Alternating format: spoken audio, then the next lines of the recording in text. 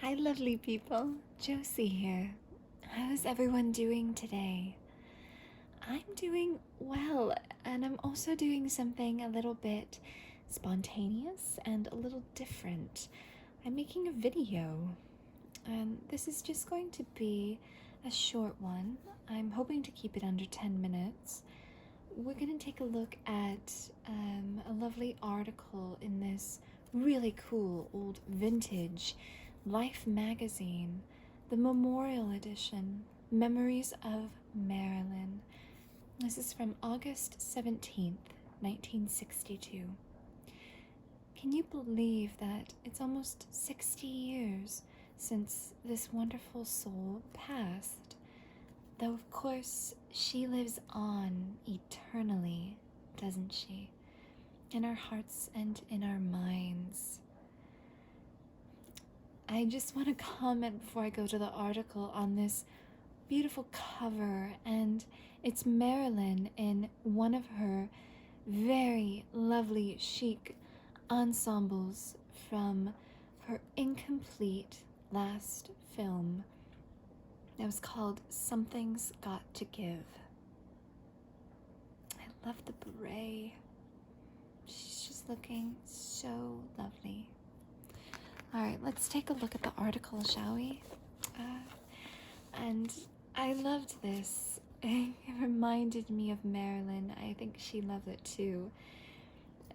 This is a Therapets card. It resonates with me, and it says, "You don't have to be perfect to be lovable." That's absolutely the truth.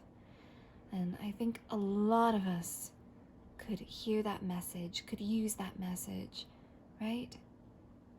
So many people feel that they are not enough as they are, that they're not worthy, that they're not lovable as their imperfect selves. And that is absolutely not true. We are all of us worthy, enough, and capable of giving love and of receiving love. Don't forget that. Let's remember that, huh? And let's remember Marilyn. I'm just gonna go ahead and read this article, shall I? Look at this adorable picture. This was taken by Andre Dienis. And it's so funny. I don't know if you can see, but she has little stars on her skirt, and she has little stripes on her top. She's literally wearing stars and stripes. So Americana. She is had become a quintessential figure for this all-American girl.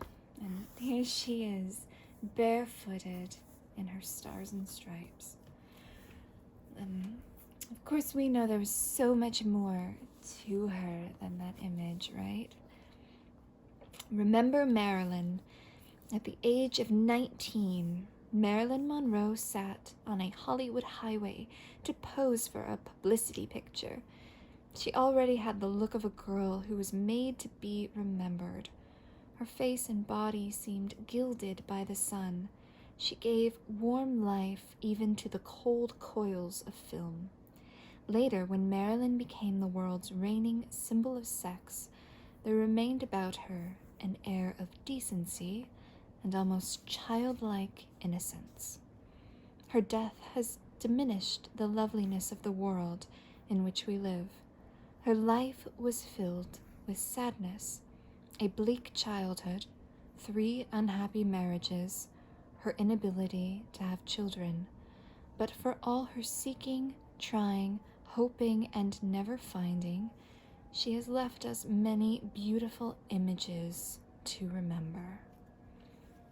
Now that's very nice. You know, though, she's left more than just beautiful images. She's left a legacy of just loving kindness, I think. And though it's true that her life was filled with sadness, it was also forgive the sirens outside. It's kind of noisy. We're right in the city.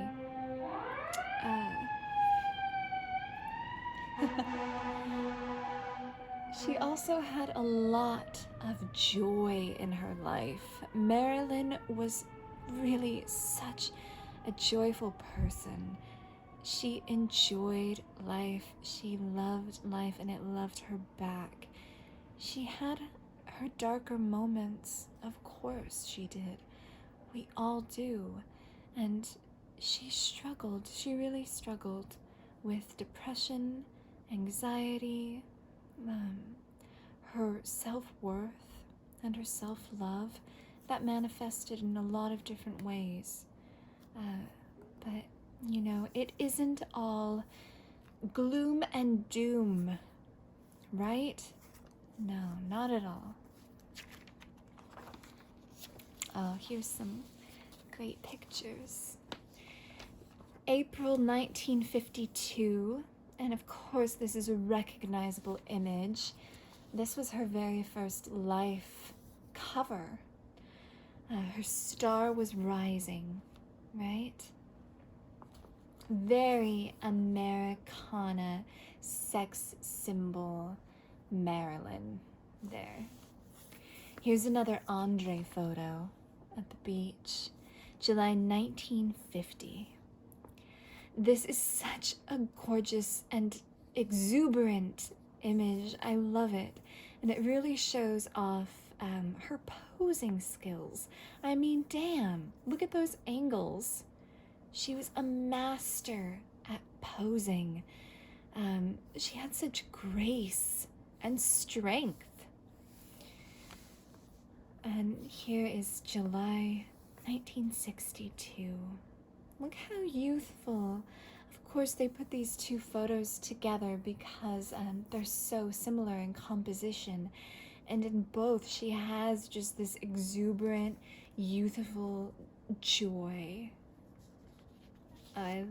Just that smile makes you smile, right? And this is great as well. Blinded. Oh, let's see.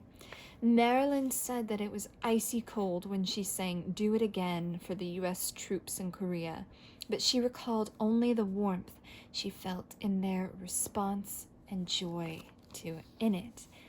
Yeah, that was a very big moment for her when she got to perform for the troops in Korea. Here's Marilyn and Arthur Miller, her third husband, the playwright Arthur Miller. Hope, hope, hope was what Marilyn wrote on the back of this picture of herself and Arthur Miller, taken at his farm in Connecticut after their wedding in 1956. And then Marilyn, cute shades with Joe DiMaggio. Joe looks like he's kind of smirking. He knows the paparazzi is watching them. Marilyn often saw her second husband, Joe DiMaggio, after her divorce from Miller in 1961. Of all the men in Marilyn's life, DiMaggio remained the closest to her.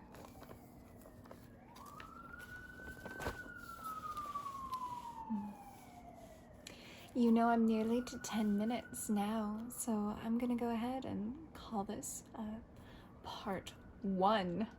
See you guys in part 2.